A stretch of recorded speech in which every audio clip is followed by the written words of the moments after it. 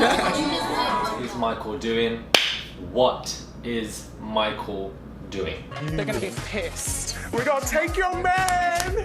Michael's probably cracking on with someone new right now. Things that have kind of gone on that I think is quite childish. Yeah, there is. Hey guys, it's Murad Morali. Hope you guys are doing well today. Now, apologies for the lateness again for my uploading of these Love Island review videos.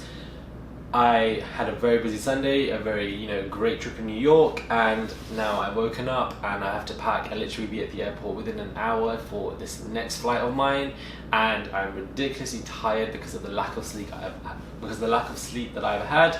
But that is obviously something that I'm used to when I am on a very busy timetable. And also, I will be also reviewing and giving an in-depth analytical kind of review of the Love Island After Sun that was also that took place after the show. So I feel like I'll get into that when I need to, and I especially have time to do so. But as of right now, I wanted to just get out this review for this episode because I don't know what Michael is doing. He is really confused. He's playing a whole different kind of game that we didn't really see coming.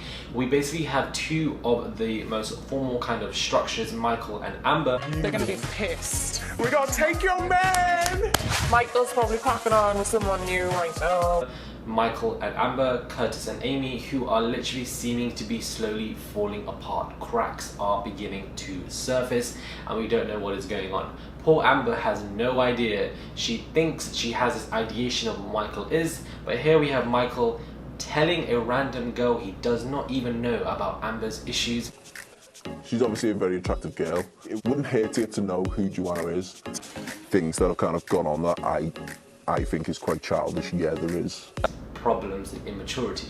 What are you doing? Why are you telling Joanna? Why are you telling her this information? Because what this is doing is, it gives her ammunition to manipulate you as an individual. That's exactly what Joanna is doing. She's using pure manipulation to get what she wants, or to think that she might get what she wants, by saying, oh, Michael has fed me this information that Amber is XYZ, therefore I will present myself to be opposite as XYZ that Amber apparently is, to be seen and to be as more appealing to Michael. That's exactly what she's doing. She's using the ammunition that Michael is so willingly giving her as an individual and turning it against him in a matter of seconds. The fact that Michael is even talking to a random girl about Amber's issues clearly shows that he is the immature one, not she. Like, there's pure hypocrisy in saying somebody's immature, yet you're talking bad about them, somebody you don't even know, and yet you believe you're not even immature. Like, how don't you even gather that kind of insight from yourself? This is obviously a bit of a shock to us because we've all seen Michael to be as probably the most logical, insightful individual who, let Danny know what kind of person he was and the XYZ, and he seemed to be just very on it, and clearly now he's not. So this obviously shows that Casa and Moore are doing their job. Their job is to come in and mess up the entire dynamic of the villain. That's exactly what they're doing. They're doing it better than ever. Even Lavina, however you pronounce her name, saying, we're here to steal your man. What do you mean you're here to steal someone's man? The way you're just saying it as if it comes up very reckless, and it's like, calm down. And obviously people are going to be irritated with the Casa and Moore individuals because we have built relationships with these couples. We have built relationships with these individuals, these original members. So we as an audience are going to be bothered by new people coming in, making such ridiculous statements like that.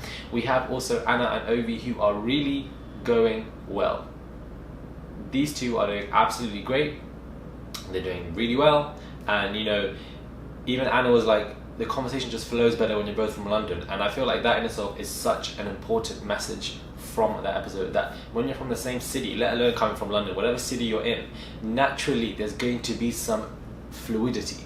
Naturally the connection is going to swim more easily, and things can go for humor, intellect, conversation, whatever you want to talk about. It naturally just flows because you're both from the same vicinity, the same proximity, the same damn city. So I'm very happy to see these two going on forward. Anna and Ovi could potentially be one of the strongest couples. Who knows? Right now it's too early to say, but because Ovi is so popular on the outside, with the combination of Anna being an original member, this could help to put them as one of the most important couples. And I feel like that in itself, will be good, because Anna definitely does deserve that, and I feel like Jordan will get his head turned as well, and both of them will end up staying. We also have Curtis, who seems to be saying that his head is turning and that he doesn't know what's going on. He's confused. he's a bit scrambled. Now I feel like the producers either A, told him to say this to kind of amp up a narrative, because I don't feel like his head actually is turning, but even if his head actually was turning, I feel that would be a good news, because I do believe Amy's a bit washed out. Now when I mean by washed out, I don't mean physically, or I don't mean judging appearances, I mean by personality wise. She's not really bringing anything to the show, and as an original member of Love Island, you need to be somebody who's a strong member, and I just don't see it for her, and I never really have. And I feel like maybe her turns come now as well as a character, as a show, because I just feel like, what is Amy really bringing? Because we don't really know what Mygo is bringing, apart from just confusion, and I'm really over it at this point of time. And I feel like if Curtis brings in a new girl, this would be nice for us, because we'd be able to see Curtis with somebody else, because we don't know how he is with other girls. Perhaps other girls will bring out a different new side to him that we have not seen before. So that in itself is potentially something that could be very interesting. However, the main part for me was obviously, you know, we have these games going on, and Michael's kissing Nabila's neck, and you know, he's getting very frivolous with these individuals. You see him talking to Lavina, he's obviously kissing her neck, which is part of a challenge. Either the producers are playing this narrative that Michael and Amber are in trouble, and they're doing it on purpose because they know that Michael and Amber are the strongest couple in that, or they know that these two are the most loved, therefore they're going to toy and toy and toy with us, which I feel like is very plausible because it brings audience engagement, and really and truly these two are fine. I feel like that could be one narrative. Or the second narrative is that Michael and Amber naturally are in trouble, and that these two won't really go well. And you know, when you do split up and you meet new people, you kind of are reminded of certain people's flaws, or you know, when you're talking to other girls, that Amber doesn't have this mature quality. I feel that's just where his headspace is, it's his head insight. And I feel like if he picks one of these new girls and Amber loses out, then that's going to be a massive drawback, probably bigger than the whole Georgia and Josh kind of Kaz triangle scandal, because this would blow it out of proportion for no damn reason. We have Maura and Denon, who seem to be getting on very well. Their chemistry is great, they are kissing, they look good together as well. Maura Clay does like him, but again, I just don't see it working for her with any of these guys in the villa, judging by how she's been as an individual, judging by the fact that she is very aggressive, and the fact that she doesn't know how to handle confrontation. She doesn't know how to handle situations. She doesn't know how to handle any heated stuff. If somebody came up to her and said, Denon's been saying XYZ behind your back, she'd go to him, shout in his face, be screaming, be upset, huffing and puffing, making, you know, an issue out of it. Now obviously if somebody was saying something behind her back, doesn't mean that Maura is suddenly in the wrong for reacting, but there's a way to react.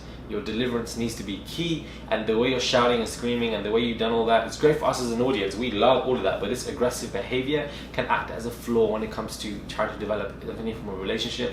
Having said that, she has been in very long relationships herself, as she said, so who knows. But all eyes are on Michael and Amber.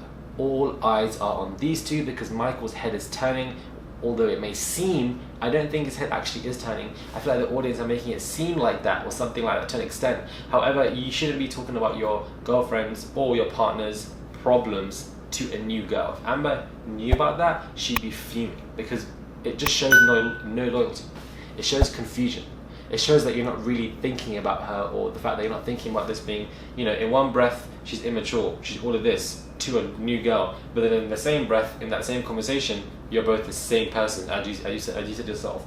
So by saying that somebody's the same person as you, implies that you are both very similar, that you work well together, so why are you going behind their back and doing X, Y, Z? Who knows? But I know that Love Island are sneaky, and we know that they love to cause some drama, so they will try to get these messages across to Amber, and we're going to see her reaction, because this is what they do. They test the strongest couple every single time. They did it with Michael and Amber. They did it with Kem and Amber. Lest we forget when they showed pictures of, you know, Kem kissing China. They did the same thing with Danny and Jack, and Danny was crying in that room. I can't believe he's done all this. I can't believe it. They always test the strongest couple. Casa and the producers always test the strongest couple. Believe it or not, Michael and Amber are the most strongest couple. Therefore, Love Island are going to play us to either pretend or so forth that one of them is having their head turning, but really and truly they're not. Do I think Michael and Amber will stay together and will survive this kind of trial? I do believe so, but I feel like they have to play it as if they don't, so that increases audience engagement for us. So we have to see it from that kind of, you know, perspective as well, to try to amp up conversation, engagement, ratings, all of that. However, if Michael does come back with somebody else, and Amber stays and Amber's was with somebody else, that'll be a shock. But I do feel like these two can still pull past that, because Kem and Amber pull past that exact same situation as well when they both brought in different individuals. Let me know what you guys think about this particular review. Please do comment down below. Once again, apologies for the kind of lateness. I'm literally doing so much, and apologies if I visually look exhausted. I've literally just woken up as well, and I've got a flight to catch in, I've got to leave in like 20 minutes, and I'll catch you guys soon. Let me know what you guys thoughts on this review. Comment, share, like and subscribe. I'm going to try and edit this video on the way to the airport. If it gets out, hopefully it does. If it doesn't, it is what it is.